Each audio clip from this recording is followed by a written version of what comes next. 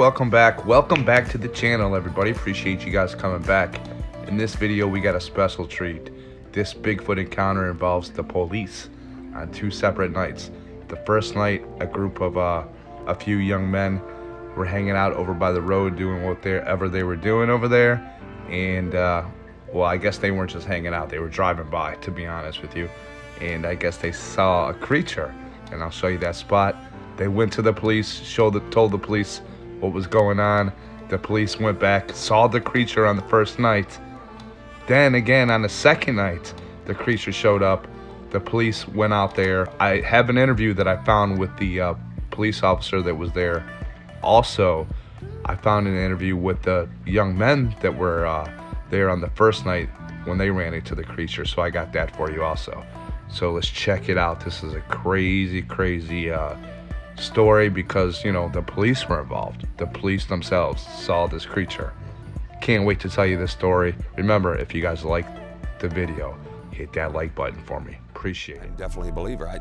I was there. I know what I saw. Well, the night of the sighting was August of 1976. I was a police officer on duty in Whitehall, New York. And I had two gentlemen pull up to the side of my patrol car, and these guys came in saying they had seen some kind of a creature, monster, out on Abair Road. And they were dead serious. I mean, these guys were really wound out. We were driving down the road. We were out in the back roads. It was about maybe 10 o'clock. We see something standing on the side of the road, like a human figure. So we went down the end of the road, turned around and came back. It wasn't there. So we stopped.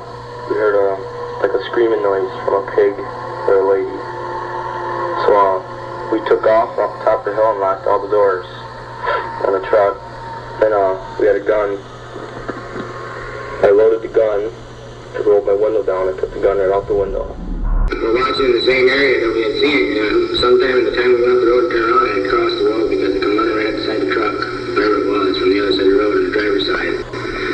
And I just took right off because I didn't know what it was. It was just something big running at us at that time. We didn't really get a real good look at it. We come back into town and told my friend, his brother, about it. And he was laughing at us, you know. I said, all right. So we brought him back out. You know, we brought Bart out with us, me and Marty. We went out. We stopped on the side of the road again. And we sat there and we watched. We didn't see nothing. So I looked on the other side of the road and I see it standing there. And we shut the truck off and left the lights down. We were sitting there for about 10 minutes. All of a sudden the thing walked right into the lights. And we didn't even believe that.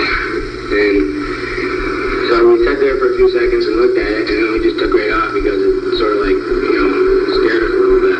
And it just seemed like a big muscular thing. It was all hairy. You know, just the back of it. I didn't see the face of it. I know it was big, I know that. It was probably black, you know, or somewhere around there.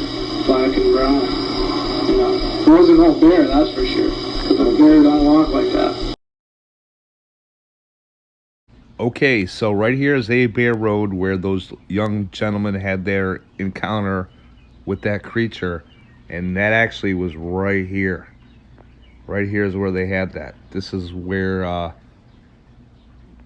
they saw the creature, and then it went across the road there on the first night. And now on the second night, the officer, remember, these homes were not here. Okay, this was back in 1974, so these homes you see are not here. These were just open fields. So the following night, the officer has his encounter in this field right here. There's a state trooper that sits right over here, and the police officer himself is in this field. And the creature comes through this hedgerow here and then walks out. This house isn't here, remember. Walks out here into this wetland, and, well, over by the wetland.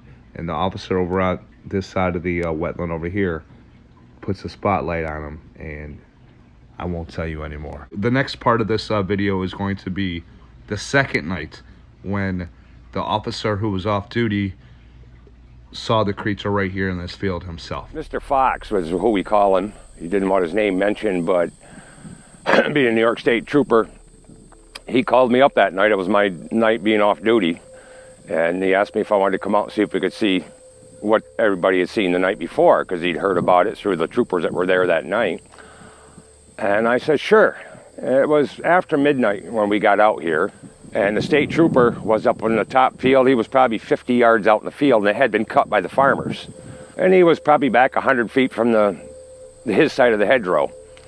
And I was in the field behind you, but I had driven out in the field probably 350, 400 yards. And the field I was in here hadn't been cut by the farmers at all that year. It was all dead, tall, standing grass, 3 foot anyway, tall. Well, when we come out, Mr. Fox says, well, we got on a different channel on the CB radio and we're talking back and forth. Well, as time went on, the odd thing about this whole area, there was nothing. There wasn't a sound, there wasn't a peep, not even a tree peeper.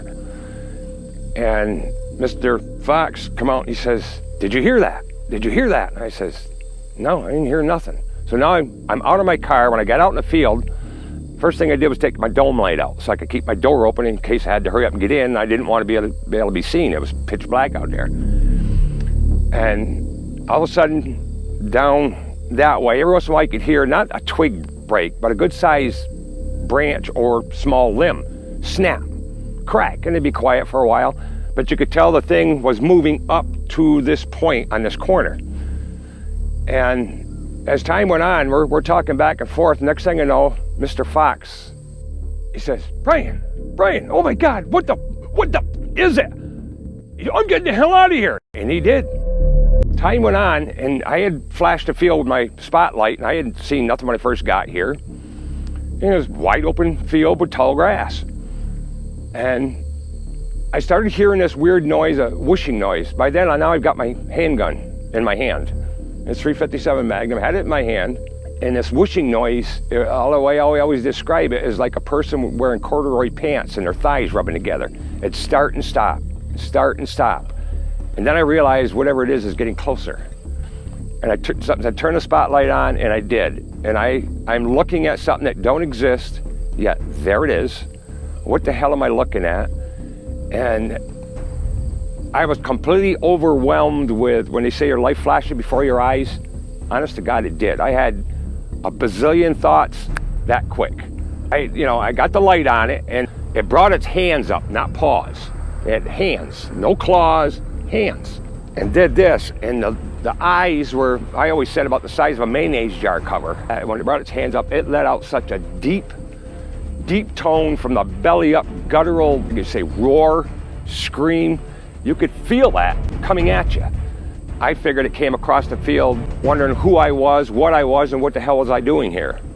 And as it got way down in the corner of that field, it turned around, and I still had the spotlight on it. And you could still see the eyes, but they weren't that bright glow. It let out 3 guttural, just like it did here. Make your old hair stand up on ends, or your hair in your body curl up, and the goosebumps, the whole 9 yards like I've got now. And I took it as, get the hell out of here. And I sat there in that field for 15, 20 minutes, got back in the car, rolled the window up, locked the doors, and I sat there trying to figure out what the hell did I see. Trying to gather my thoughts, get my own body back to where it belonged, because I was completely overwhelmed with, I guess you could say, fear, excitement, and like I said, and to this day, I could stand right there and look at, in my dreams, I guess you could say, but when I'm standing here looking at that field, I know what I saw. Okay, that was crazy, wasn't that? Now, I have a bonus interview with him coming up after this, and I'm going to tell you what, he goes into a lot more depth, and he gives his impressions of the vocalizations that he heard. So, boy, oh boy, it's really something. Wait till you hear it.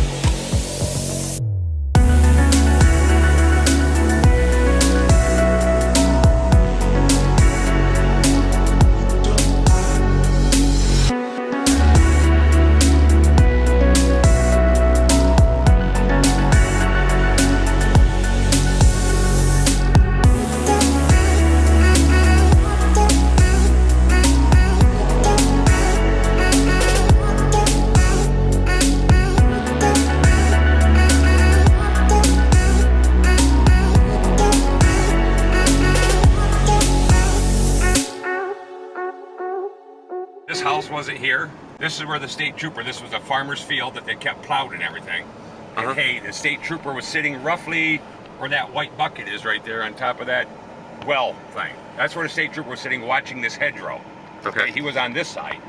This is the time of the year when there's all kinds of creature noises at night. Katydids, crickets, you name it. It was dead silent. The moon, I can't remember, was close to being full. And me and Jim, we were on CB radio. We went to some like channel 4 or something like that, so we didn't have all that hubbub. And we're talking back and forth. Now we had sat out here. I'm sat out here. I had taken the dome light right out of the bulb out of my dome light, so I could keep my door open, so there was no light at all, you know. And you could see roughly 50, 60, 70 yards out there, halfway decent. And we're talking back and forth. Next thing I know, I hear Jim. Jesus Christ! Excuse my mouth. Jesus Christ! What the is that? What the? I said, what are you, Jim? What? I'm getting the out of here. That's what he said. And all I remember seeing was the state trooper car go right down here. All I could hear up on that hedgerow, of course this house wasn't here. Like I said, this house over here wasn't here. All I could hear was branches breaking and weird noises. Like I said, sticks, branches, and then everything was dead silent. By then I've got goosebumps the size of watermelons on my arms and stuff, saying what the hell's going on?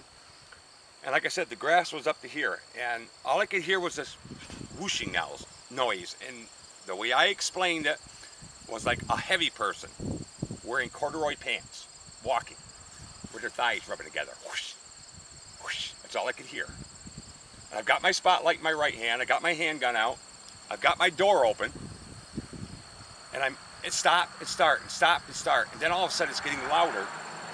Now this took roughly 15 to 20 minutes. And something just told me, turn your spotlight on.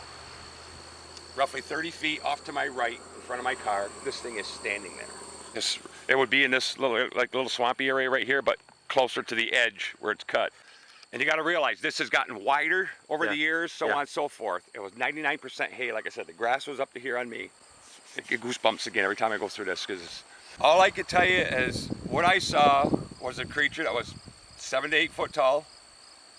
And what impressed me the most when I hit it with the spotlight was red eyes. What I always said, it was about the size of mayonnaise jar covers, round like that.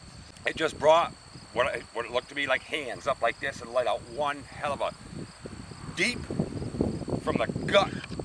I figured male because of it'd be like me trying to make a noise like that. Only it's crank the volume on that, because you can't possibly do it as long as you can't get enough air in your lungs to make the noise for the longevity that it did. It was like this, and then it turned to its left. And when its arms come down, I noticed the arms, like my hands are here. I'm a little over 6 foot. Hands were down here at the ends of the hands. It had a neck, like I said, they asked about neck. I don't remember a neck. It was like a head on top of shoulders. And when its arms were up, it had hair hung down, I dare say 8, 10, 12 inches. And it was like an orangutan. You know, like an orangutan with picks up that hair that hangs down, same thing.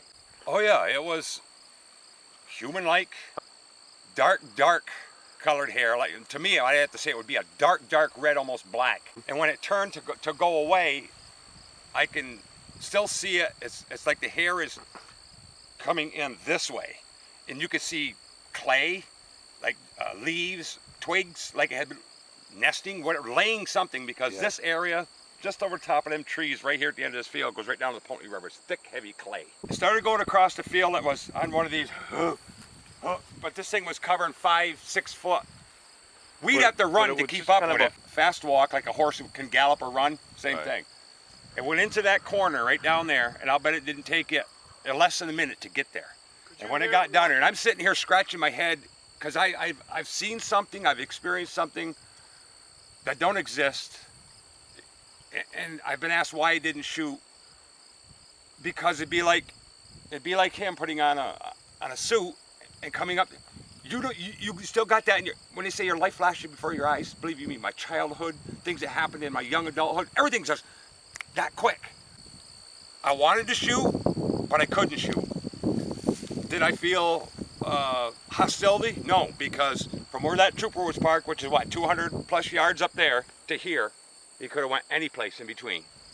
It was like it was coming out to find out, what am I doing here? In the same instance, from the night before, this thing had come out of here and gone that direction. It was going the same way again. And anyway, when I get down to the end of that field, all I can remember is it turning around, because I got the spotlight, and I watched it all the way.